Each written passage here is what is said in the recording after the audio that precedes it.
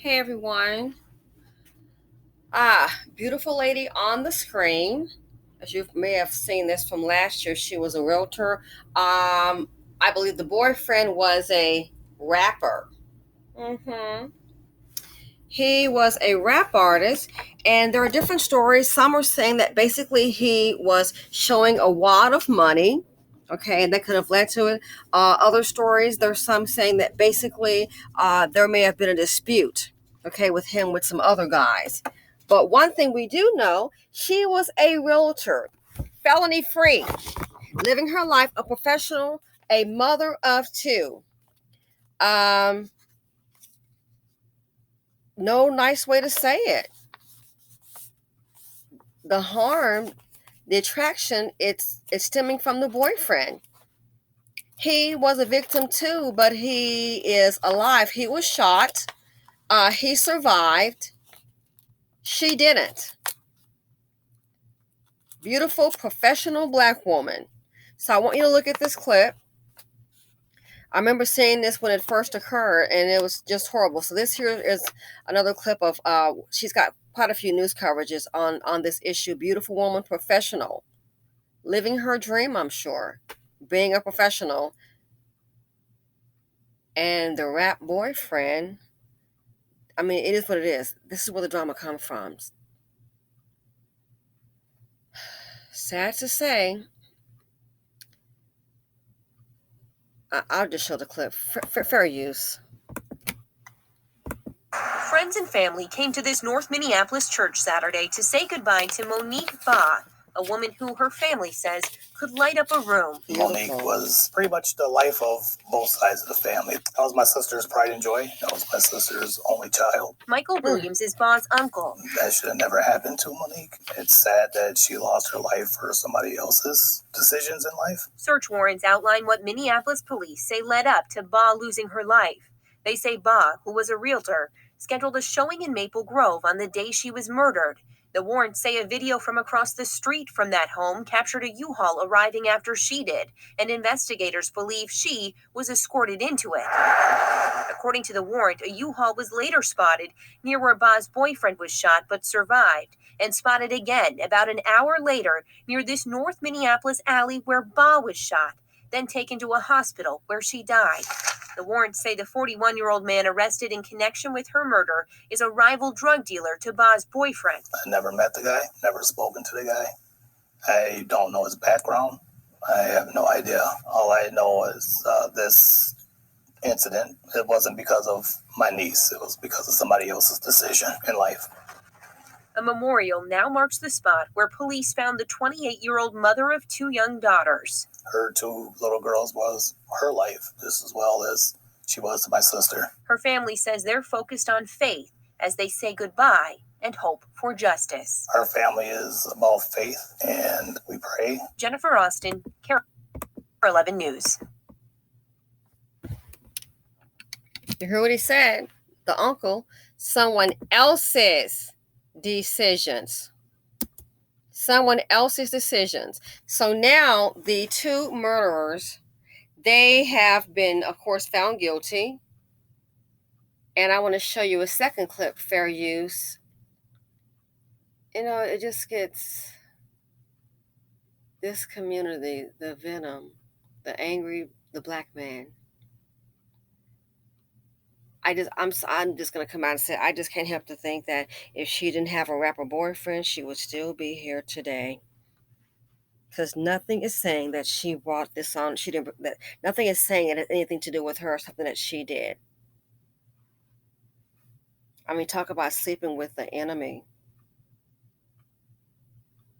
That's how what I feel she was doing, sleeping with the enemy, and look what it brought. Cost her her life.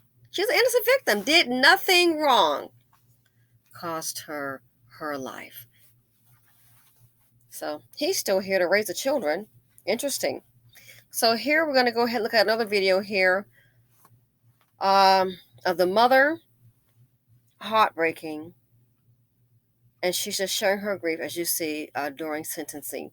Fair use. I would like for you to also listen to one of the murderers. I mean, just pure trash. I want you to also listen to what he is saying.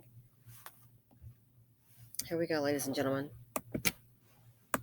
I said goodnight and I love you to my daughter, Monique Bell, for the last time. An emotional statement from the mother of Monique Bao as two of her killers are sentenced to life in prison.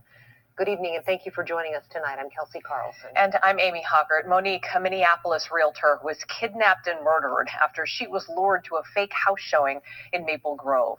Fox 9's Paul Bloom joins us live tonight. So, Paul, two of the men involved here will spend the rest of their lives in prison. Amy, those two men, Cedric Berry and Barry Davis, part of a much larger, frightening, and murderous conspiracy that really rocked Minneapolis some 20 months ago when they kidnapped and killed local realtor Monique Bao. Now, all this time later, in that emotion-filled and tension-filled courtroom, you could tell the loss of Monique continues to weigh heavy on her family. Today, telling me they would take a slight bit of satisfaction out of these life sentences, but explaining that nothing will bring the young woman back. Monique did not have to die.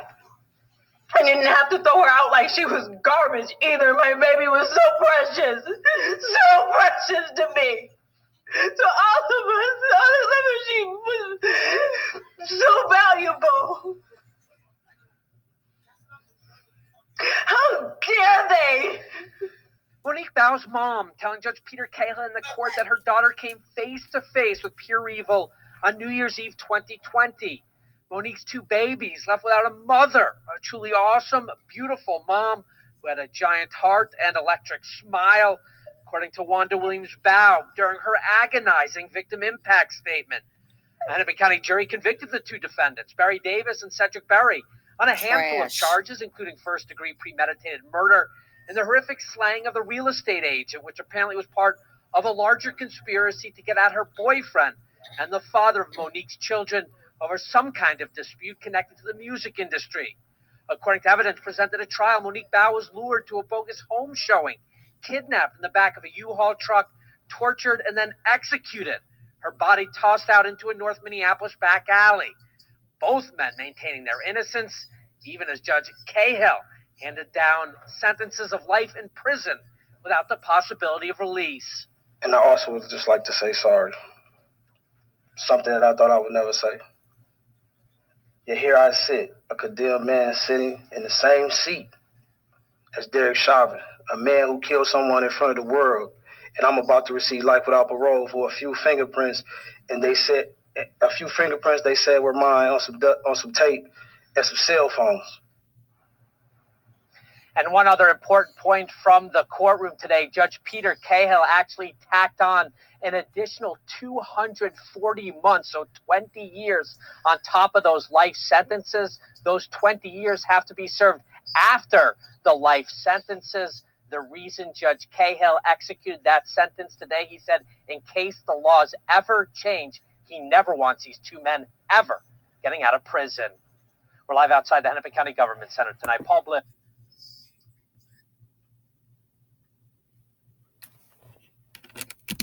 So you saw for yourself,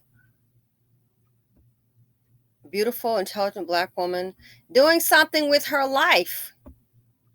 Look what happened. The pain on the mother it's unbearable. It is unbearable. And who bought this? Who bought this? I guarantee you there will be some mammy and some stupid baby mama who we're paying to feed her and her children. There will be some mammy sitting up if he were to get out today. Oh, well, two wrongs ain't gonna make a right, and you got to get in life together.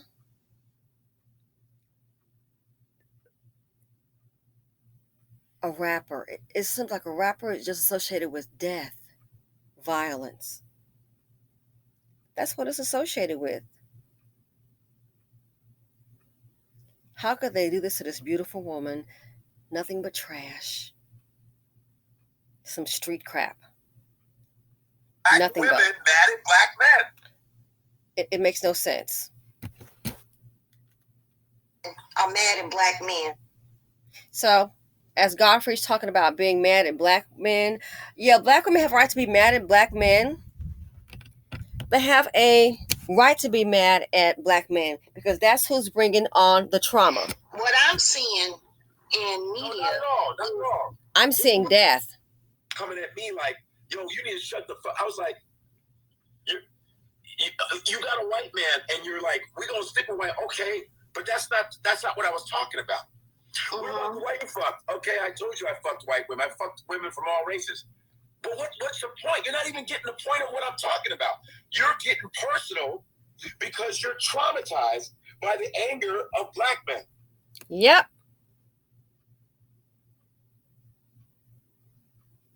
That's what they bring.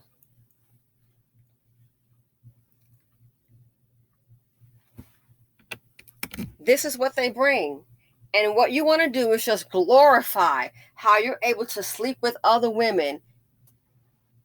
No one cares. Because they're becoming the biggest baby mama too. Thanks to Boo. Thanks to you. That's what he's more concerned with. Let everybody know he's sleeping with women that aren't black. Nobody cares. You're bringing them trauma too. Becky, she's sitting up missing. She's dated some black football man, football player, and they still can't find her. Really? Look who the boyfriend is. So he's even causing them trauma. All they want to talk about that's positive is sleeping with some non-black women. That's the best you got. So they're causing trauma to black women and non-black women. You saw the video I did yesterday. The biracial lady. Who killed her in front of her 4-year-old child? Killed her and the unborn child. Who did that? Look on YouTube. That's all they want to talk about. I'm sitting with this non-black woman.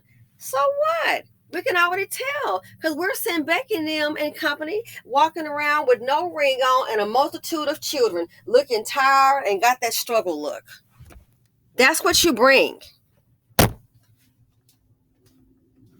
A rapper. I would hate to have a daughter and for her to say, oh, I'm dating this guy and he's a rapper. That would be heartbreaking.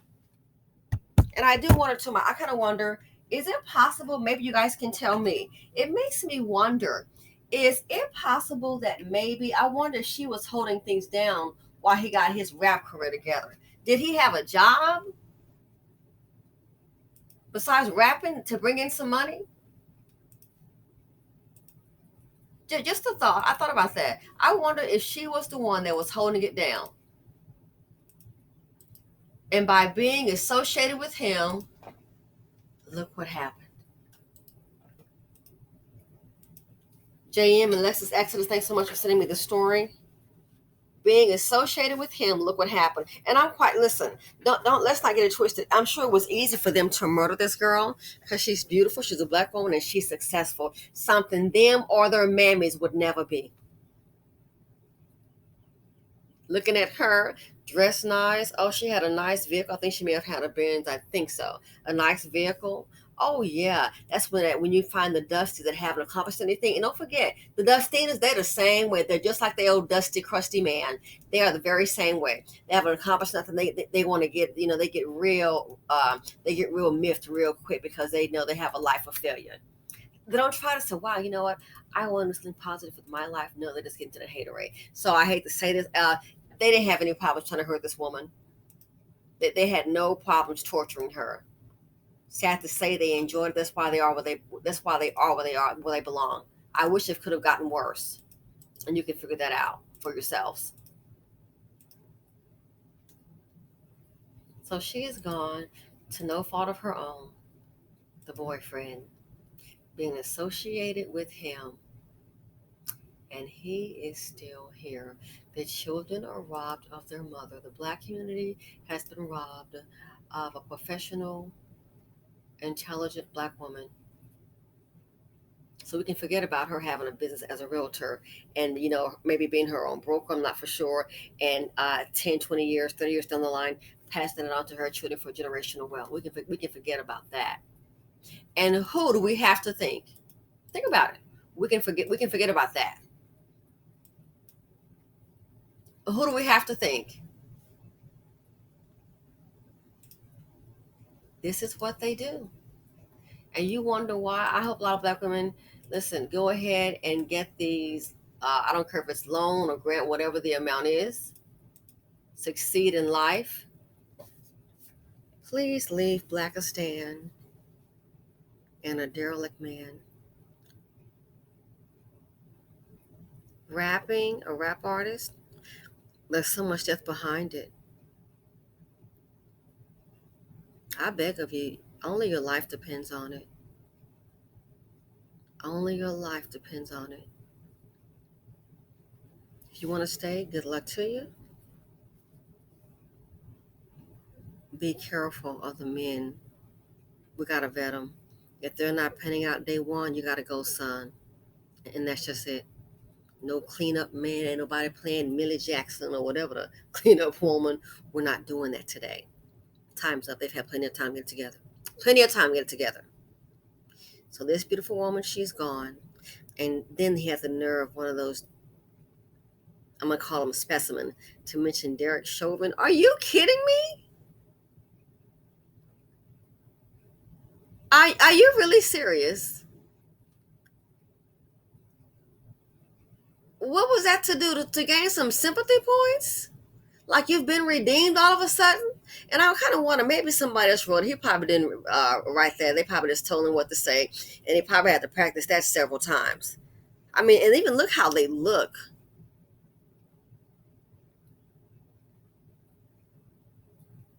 So yeah, this here, through no fault of her own, she's gone. No fault of her own. And left two beautiful children. But yo, we still got the rapper. He's still here. Yeah, there are different stories about him showing a whole bunch of money, a dispute, and most of them are irrational. That the culture, they're very irrational. They can only sit down when there's another and get it together when there's a man of another color involved, and even when they're getting ripped off, you don't hear about it. Oh, they done shot the man because he done ripped them off. That's that self-hatred. It's so strong. So, ladies, leave Blackistan while you can. A man is a rapper. Darling, I don't care who and what he is, what his level is, his money. You just think about what that brings. So I only say it because I care. Thanks for watching. My heart goes out to the family, this young, beautiful woman. Thanks for watching. Thanks for listening. Please like, subscribe, and share. Stay safe. Ladies, you deserve better. I'm out.